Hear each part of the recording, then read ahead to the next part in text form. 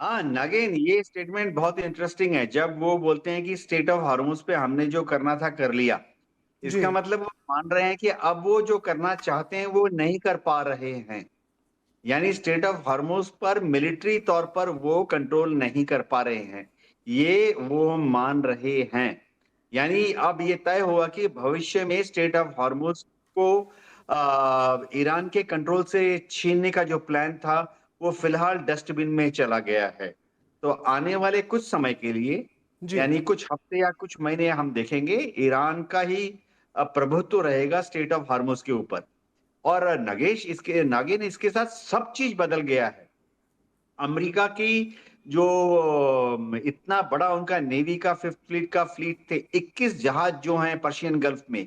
जी इसका क्या मतलब है? वो 21 के 21, चाहे वो कतार में हो, अबू धाबी में हो, बहरीन में हो, वो सब वहीं फंस गए।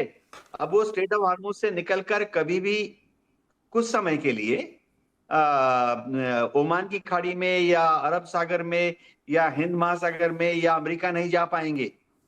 दूसरी चीज, इसका एक और क्या मतलब है कि अब अमेरिका ने जो इतनी बड़ी बड़ी शिप्स को, महा अपनी नेवी के एयरक्राफ्ट कैरियर को, बड़े बड़े फ्रिगेट्स को, एयर डिफेंस शिप्स को, ये एम्फीबियस असॉल्ट शिप, पता नहीं क्या क्या, जी यूएसएस ट्रिपोली को जमा किया हुआ है उत्तरी अरब सागर में, उनको वो ओमान की खाड़ी और फिर स्ट्रेट ऑफ हॉर्मुज से घुमा के पर्शियन गल्फ ले जाने से डरेगा, डर रहा है, कैपेबिलिटी नहीं है। तो जी फिर इसके साथ क्या है, सारे मेरीन कमांडो कहाँ बैठे हैं? वो तो अभी यूएसएस ट्रिपोली में सनबेदिंग कर रहे हैं। तो उसका मतलब क्या है? इसका मतलब है कि खड़क आइलैंड, जो कि ओमान की खाड़ी से 400 किलोमीटर उत्तर पश्चिम में है, जी उस पर जो आप ये सोच रहे थे कि हम सीबॉर्न असॉल्ट कर देंगे, शायद वो कुछ समय के लिए ठंडे बस्ते में चला गया है। हम्म सबसे बड़ी बात है कि अब तो खड़क आइलैंड लेके अमेरिका क्या कर लेगा? जी खड़क आइलैंड ले लेगा तो वहां से जो कच्चे तेल का एक्सपोर्ट है, चलो मान भी लिया कि अमेरिका ने खड़क आइलैंड पे कब्जा कर लिया, चलो मान भी लिया कि खड़क आइलैंड का ऑयल इंफ्रास्ट्रक्चर अमेरिका अपने हाथों में ले लेता है, लेकिन उनको उसको किस शिप में भर के कच्चे तेल को खड़क आइलैंड से कैसे अमेरिका बाहर निकालेगा? स्ट्रेट ऑफ हम्म हॉर्मुज में तो ईरान बैठा हुआ है। जी तो तो पूरी स्ट्रेटेजी अमेरिका की हार हार हार की तरफ जा रही है। जी। जी कर्नल सिरोही, कैसे देख रहे हैं आप इसको? अमेरिका इतना ताकतवर देश, एक तरफ ट्रंप बोलते हैं कि हम तो स्टेट ऑफ हॉर्मुज में जो करना था कर चुके हैं, बाकी देश जिनको प्रॉब्लम है वो जाके संभालिए, और दूसरी तरफ सेना भी भेजे जा रहे हैं। और जैसा उन्होंने पहले बोला था, 28 तारीख को, 28 फरवरी को जब अटैक हुआ था तो ऑलरेडी बात चल रही थी।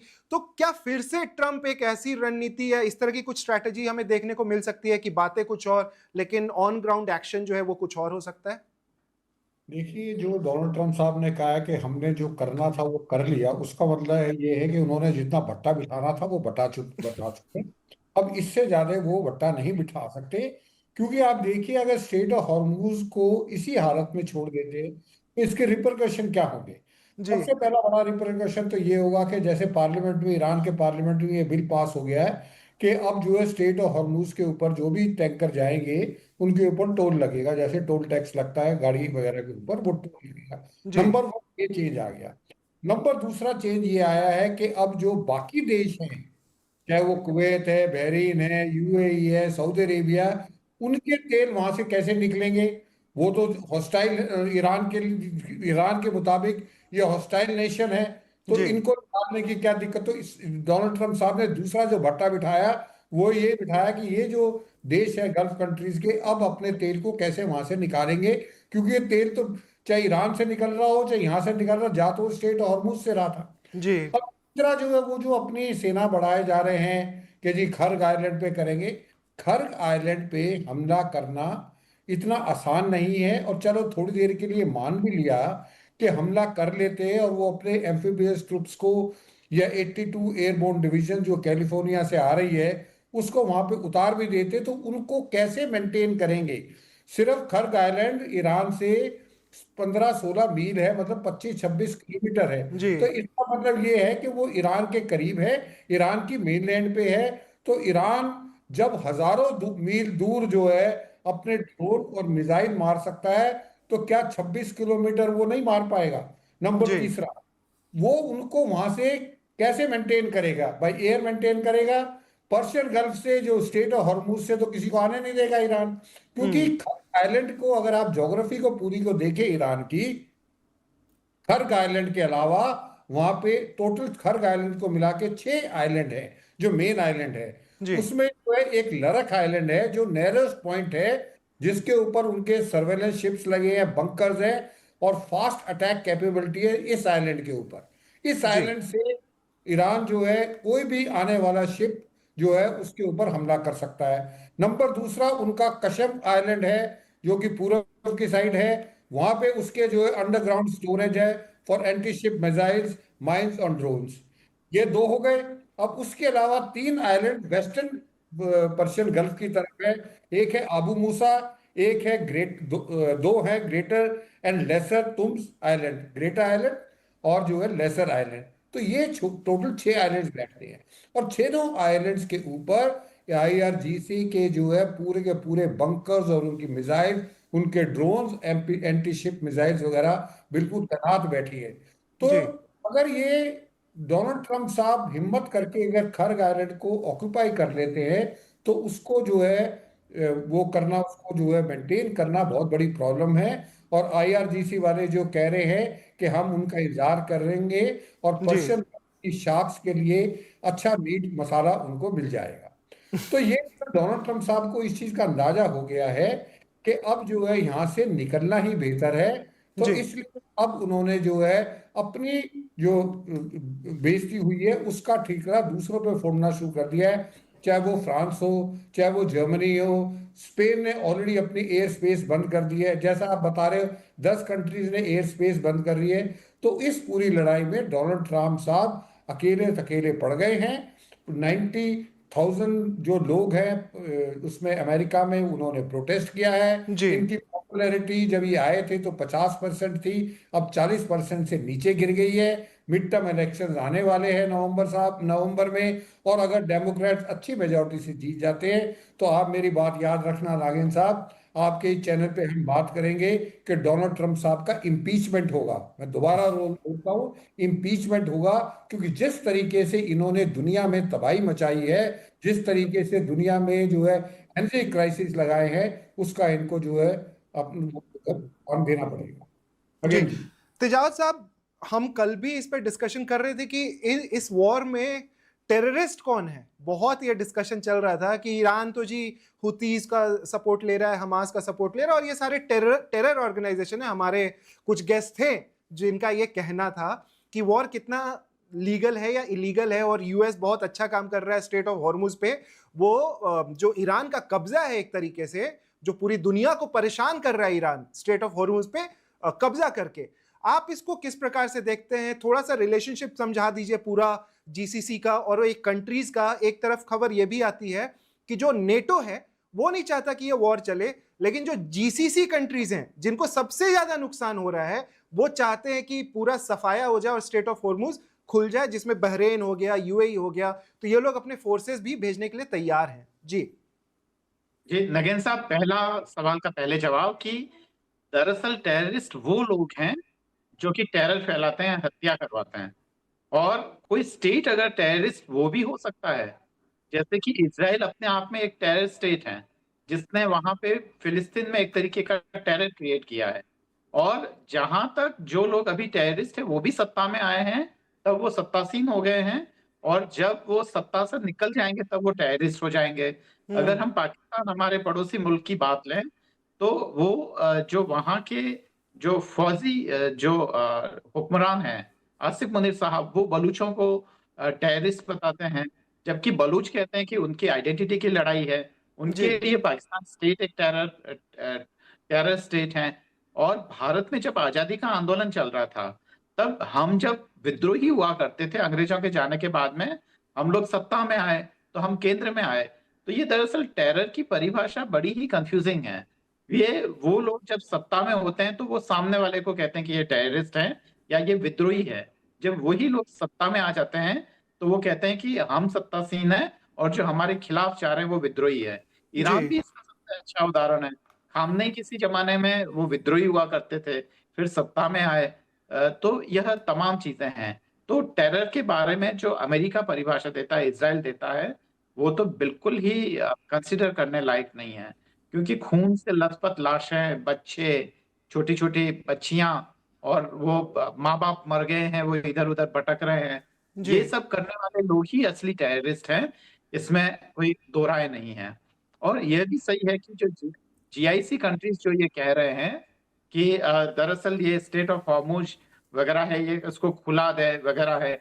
एक अपने ही चैनल पे एक डिप्लोमेट आए थे जो कह रहे थे कि 1 सेकंड लगेगा अमेरिका को ये पूरा हॉर्मुज स्ट्रेट खुलवाने में, अगर आपको याद हो। आप जी उसको कर रहे थे और उस समय मैंने उनसे कहा था कि सर मेरा यकीन कीजिए इतना आसान नहीं है।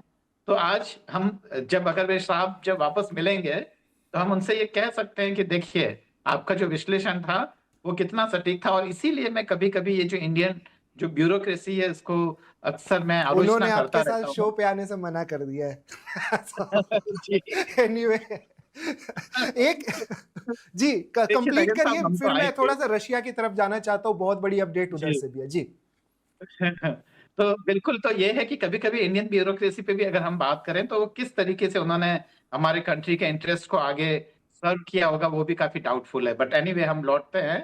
तो जो है ये जीआईसी कंट्री इसलिए कर रहे हैं कि उनके जो लीडरशिप हैं, वो दरअसल बहुत ही प्रॉब्लमैटिक हैं और जनता का समर्थन उन्हें हासिल नहीं है, और इसीलिए वो अमेरिका में अपनी सुरक्षा ढूँढ रहे हैं। नगेन साहब। जी, अब बहुत बड़ी अपडेट, इसमें मैं चाहूंगा कर्नल सिरोही और ग्रुप कैप्टन साहब आप थोड़ा डिटेल में हमें समझाएं। चेचनिया की एक यूनिट है सर, उन्होंने बोला है कि हम जब ग्राउंड इन्वेजन होगा we are ready to go and fight. ये चेचनियन मिलिट्री में head of Russian Chechen Republic जो है रमजान काडियोरोव इनका नाम है, तो ये वहां पे वॉर करने के लिए जाने के लिए तैयार हैं। आपको लगता है ये स्थिति आएगी कि रशिया की तरफ से इसको माना जाएगा कि रशिया का इन्वॉल्वमेंट है या नहीं है अगर चेचनिया के फोर्सेस जाते हैं? और आपको कितना ज्यादा लगता है कि पुतिन का हाथ होगा इन लोगों को उकसाने में कि आप जाइए वहां पे लड़ाई करिए? शुरुआत करते हैं ग्रुप कैप्टन के साथ, ग्रुप कैप्टन साहब के साथ, फिर चलेंगे कर्नल सिरोही के पास जी। क्या रमजान कादिरोव का हेल्प ईरान लेगा? जाहिर बात है कि पॉलिटिकल कारण की वजह से ईरान कभी बाहर से इस तरह का हेल्प लेगा नहीं। जी जी कादिरोव जो हैं बहुत ही कंट्रोवर्शियल कैरेक्टर हैं। चचनिया में उन्होंने किस तरह से, चचनिया में एक तरह से बोला जाए तो क्रिश्चियन और मुस्लिम्स के युद्ध हुआ था। जी और वो रमजान कादिरोव जो है वो रशिया के मदद से, केजीबी की मदद से, पुतिन की मदद से, रशियन स्पेशल फोर्सेस की मदद से पावर में आ गए थे। नरसंहार तो नहीं करूंगा, लेकिन उन्होंने अपने विरोधियों को काफी दर्दनाक तरीके से हटाया। जी बाद में उन्होंने यूक्रेन के युद्ध में बहुत कोशिश की, अमेरिका रशिया की तरफ से यूक्रेन के खिलाफ लड़ने की। ठीक है, अ, पुतिन ने, केजीबी ने उनके गिरोह, मैं इस शब्द का इस्तेमाल करना चाहता हूं, उनके गिरोह का इस्तेमाल किया था सीरिया में भी, जी जो जब वहां बशर अल असद थे उनको सपोर्ट करने के लिए। और जी जो ग्रुप्स एंटी बशर अल असद थे, जैसे अभी अलशारा हैं, जी इनके जो ग्रुप्स थे इनको दबाने के लिए चेचनियन ग्रुप्स ने वहां काम किया था। जी लेकिन देखिए ये इनका युद्ध लड़ने का तरीका थोड़ा अलग होता है। और जो ईरान की आर्मी है बहुत ही कन्वेंशनल है। उसमें रमजान कादिरोव या उसके जो गुरिल्ले हैं, उनका कोई स्थान नहीं है। और जी वो देखिए एक और चीज बताता हूँ, मुस्लिम देशों को जो थोड़ा बहुत सपोर्ट मिल रहा है ना आम आवाम का, ईरान को, जी वो भी चला जाए। जी। गॉट इट जी। कर्नल सिरोही आप कैसे देख रहे हैं, रशिया के नजदीक से कुछ लोग आएंगे वॉर करने के लिए और ईरान एक्सेप्ट करेगा? देखिए अभी कहना बड़ा मुश्किल है क्योंकि अभी वो स्थिति आई नहीं है। अगर हाँ, मेरा ये मानना है कि अगर जो है अमेरिका हमला करता है ईरान के ऊपर, ग्राउंड ट्रूप्स को नीचे उतारता है ग्राउंड के ऊपर, तो उस केस में जो चेचनिया के जो फाइटर्स हैं वो उनका काम तो वो तो मर्सनरीज हैं, जी वो पहले के लड़ाई लड़ते हैं, तो वो जो है ईरान के लिए भी लड़ेंगे और गुरीला वॉरफेयर में बहुत माहिर हैं। और ईरान की जो ज्योग्राफी अगर आप देखें, माउंटेनस टेरेन है जी और बहुत सारे जो है वैलीज हैं और वो पहाड़ हैं ऊंचे ऊंचे, और गुरीला के लिए वो जो है बहुत बढ़िया ग्राउंड है, बहुत फर्टाइल ग्राउंड है गुरीला वॉरफेयर के लिए। तो मुझे लगता है कि अगर अमेरिकन वहां पे आते हैं और ये जो है लड़ाई आगे लंबी चलती है, तो उस केस में आने वाले समय में अगर ऐसा लगेगा ईरान को कि उनकी आईआरजीसी का बहुत बड़ा नुकसान हो गया है, तो मुझे लगता है कि उनको आने में जो है, मेरे को लगता है कि ईरान की कोई दिक्कत नहीं होगी। और खबरें तो यहाँ पे भी आ रही है कि नॉर्थ कोरिया से भी लोग जो वहाँ पे जो उनके प्रेसिडेंट है वो भी जो है करेंगे कोशिश कि वो ईरान में अपने नॉर्थ कोरियन ट्रुप्स जो है जो फिलहाल यूक्रेन में लड़ रहे हैं उनको भी वहाँ भेजा जाए। क्योंकि अब ये सब देशों को ये पता लग गया है कि ईरान एक ऐसा देश है जो जी अमेरिका का मुकाबला कर सकता है। जिस तरीके से नाटो कंट्रीज और ये जो यूरोपियन कंट्रीज और अमेरिका ने यूक्रेन को रशिया के साथ लड़ाया था, और वो लड़ाई यूक्रेन और रशिया की नहीं थी, वो लड़ाई जो यूक्रेन और नाटो की थी। जी इसी तरीके से मुझे लगता है कि ये पुतिन साहब या चाइनीज जो है कोशिश करेंगे कि अमेरिका इस युद्ध से निकल ही ना पाए, तो उसके लिए जो भी मदद कर सकते हैं डायरेक्टली या इनडायरेक्टली वो मदद करेंगे और अमेरिका को यहां से निकलने नहीं देंगे। अभी इसलिए डोनाल्ड ट्रंप साहब जो है बड़े फ्रस्ट्रेटेड हो चुके हैं, वो चाहते हैं यहां से जल्दी निकलना। लेकिन जो आपने जिक्र किया था कि गल्फ कंट्रीज में सिवाय कतर और ओमान को छोड़ के बाकी आपकी सऊदी अरेबिया, यूएई, बहरीन और कतर, ये कुवैत, ये चाहते हैं कि ये जी लड़ाई चलनी चाहिए और ईरान को तब तक खत्म करते रहना चाहिए जब तक ईरान आने वाले कम से कम 15-20 साल तक उठ ना सके। तो ये इनकी जो है स्ट्रेटेजी है, लेकिन इसमें ओमान और कतर जो है डिप्लोमेसी के हक में है। अभी खबरें ये हम्म भी आती है नगेन जी, जो कि बहुत जरूरी है, कि डोनाल्ड ट्रंप साहब कोशिश कर रहे हैं कि ये जो भी खर्चा हो रहा है, 40 बिलियन या 45 बिलियन डॉलर्स ऑलरेडी अमेरिका खर्च चुका है, ये पैसे जो है गल्फ कंट्री से लिए जाएंगे। तो उसकी हम्म भी बातचीत चल रही है। और हो ना हो, ये जो है प्रपोजल देंगे कि ठीक है, तुम हम चाहते हो कि हम जो है और लड़ाई लड़ते रहे ईरान के साथ, तो तुम जो है जितनी भी इसका खर्चा हुआ है तुम लोग पे करो। और इनके लिए कोई पे करना कोई बड़ी मुश्किल बात नहीं, इनके पास बहुत पैसा है शेखों के पास। जी और ये चाहते हैं कि ईरान इतनी तरह बर्बाद हो जाए कि इनको कम से कम 15-20 साल तक कोई थ्रेट नजर ना आए। नागेंद्र जी। हम्म जी कर्नल सिरोही, थोड़ा सा मैं और इसमें समझना चाहता हूँ। जब ये बात हो रही है रीजनल वॉर की, और इसमें एक साइड तो बटा हुआ है ही, कुछ देश जो हैं वो साथ भी देना चाहते हैं यूएस का, और बोल रहे हैं कि ग्राउंड इन्वेजन में जब भी होगा खर्ग आइलैंड पे तो वो अपनी सेना ही भेजेंगे। ट्रंप ने जो भी बोला, लेकिन पीट हेग्सेथ ने, डिपार्टमेंट ऑफ वॉर जो है यूएस का, वहां पे आज उन्होंने एक पेंटागन में एक प्रेस कॉन्फ्रेंस की, और उसमें एक और मैसेज आया कि जो वॉर है वो ट्रंप के टर्म्स एंड कंडीशंस पे खत्म होगा, ये पीट हेग्सेथ ने बोला। एक तरफ से इशारा भी किया कि ग्राउंड इन्वेजन तो होगा। अभी हमें थोड़ा सा ये समझा दीजिए सर कि जो सारे देश अब इसमें इन्वॉल्व हैं, उसमें जो कतर है या बाकी के देश है, तो इनकी आर्मी कितनी स्ट्रांग है? अभी तक उन्होंने अटैक नहीं किया, केवल डिफेंड किया है। तो अगर हम आर्मी इन्वेजन की बात करें तो कतर कितनी सेना भेज सकता है, या बहरेन या यूएई, वो लोग कितनी सेना भेजेंगे? किस तरह का सपोर्ट उनसे मिल सकता है यूएस को इस वॉर में? वो थोड़ा समझा दीजिए कि अगर 6 लाख सेनाएं आईआरजीसी की लड़ेंगी तो बाकी देशों से कितनी सेनाएं यूएस के साथ मिलकर लड़ेंगी? जैसे 40,000 उनकी सेनाएं ऑलरेडी थी, 10,000 उन्होंने और भेजा, 50,000 हो गए, और कितनी सेनाएं, या बूट्स ऑन द ग्राउंड में कितने लोग जुड़ सकते हैं? सिरोही साहब। देखिए नागेंद्र जी, मेरा ये मानना है, हो सकता है मैं गलत हूँ, मेरा ये जी मानना है कि अमेरिका इनको युद्ध में नहीं उतारेगा, क्योंकि इतने कंट्रीज को युद्ध में उतारना और फिर उसका कोऑर्डिनेशन करना बड़ा मुश्किल हो जाएगा के लिए। जी क्योंकि अमेरिका ऑलरेडी लड़ाई लड़ रहे हैं। अगर ये गल्फ कंट्रीज जो हैं, इनकी ताकत के बारे में मैं बाद में बताऊंगा, अगर ये गल्फ कंट्रीज जो 6 कंट्रीज हैं, अगर जी ये आती हैं, तो ये युद्ध स्तर बहुत ज्यादा बढ़ जाएगा और उसका कोऑर्डिनेशन करना बड़ा मुश्किल हो जाएगा। अब जैसे आपने शुरू में देखा कि जब लड़ाई शुरू शुरू हुई थी, तो कुवैत ने जो है गलती से 3 F-15 या जी F-16 के गिरा दिए थे। तो अमेरिका नहीं चाहेगा कि जो एयर स्पेस में इतना ज्यादा गदर हो कि यही ना पता लगे फ्रेंड और फो का। तो वो मुझे लगता है कि उसमें जो है इन देशों की इन्वॉल्वमेंट नहीं होगी। हाँ, इनकी इन्वॉल्वमेंट ये होगी कि आप पैसा दीजिए और ये पैसा जो है इस्तेमाल किया जाएगा वेपन्स बनाने में और अमेरिका इसको लड़ेगा, ये तो हो सकता है।